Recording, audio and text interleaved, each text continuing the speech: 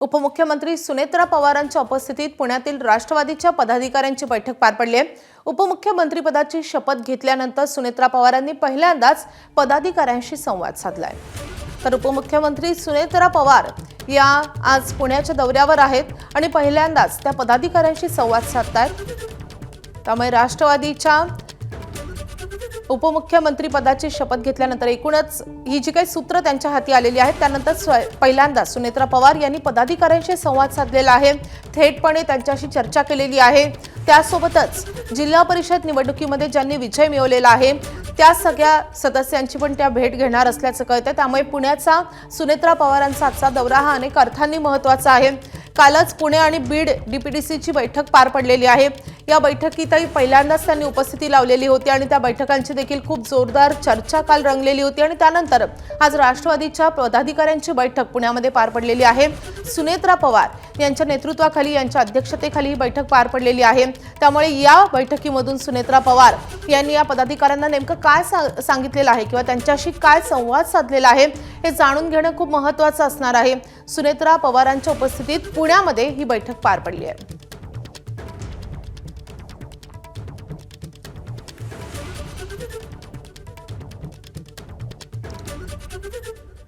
सध्या राष्ट्रवादी काँग्रेसमध्ये अनेक मुद्दे चर्चिले जातात। विलीनीकरणाचा मुद्दा असो किंवा राष्ट्रीय अध्यक्षपदाचा मुद्दा असो, पुणे महापालिकेमध्ये ज्या पराभवाचा सामना करावा लागलेला आहे राष्ट्रवादीचा आणि त्यानंतर जिल्हा परिषदेच्या निवडणुकीमध्ये मात्र राष्ट्रवादीला मोठं यशही मिळालेलं आहे।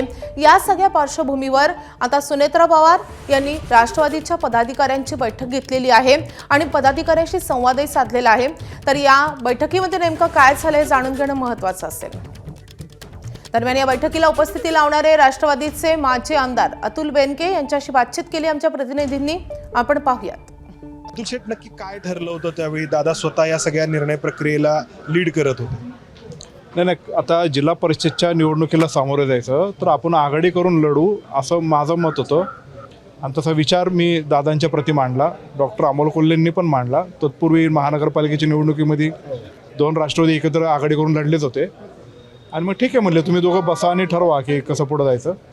पण ते पुढं जात असल्यानंतर दादा म्हणले की आपण सगळे घड्याळावर लढू। मग आम्ही सगळे निवडणूक घड्याळावर लढलेलो आहे। दोन्ही राष्ट्रवादी एकत्र करून पुढं जाण्यासाठी आम्ही कटिबद्ध आहे आणि आता सुनेत्रा वहिनी पालकमंत्री आणि उपमुख्यमंत्री झाल्यामुळं आम्हाला जो आम्ही खचलेलो होतो, आम्हाला जे जर आम्ही बॅकफुटवर आलो की आपले नेतेच नाही राहिले, पण त्यांनी जो आज विश्वास दाखवला त्याच्यामुळे आम्ही सगळेजण राष्ट्रवादी एक संघपणेच पुढची वाटचाल करणार आहे। आज सगळे भेटलात, दोन्ही पक्षाचे पदाधिकारी, तालुका अध्यक्ष सगळे भेटलात तुम्ही सुनेत्रा वहिनींना? आम्ही जेव्हा वेळेस ठरवलं की एकत्र लढायचं तेव्हा आम्ही असा क्रायटेरिया ठेवला नाही की हा तुतारीचा, हा घड्याळाचा, हा इकडला तिकडला।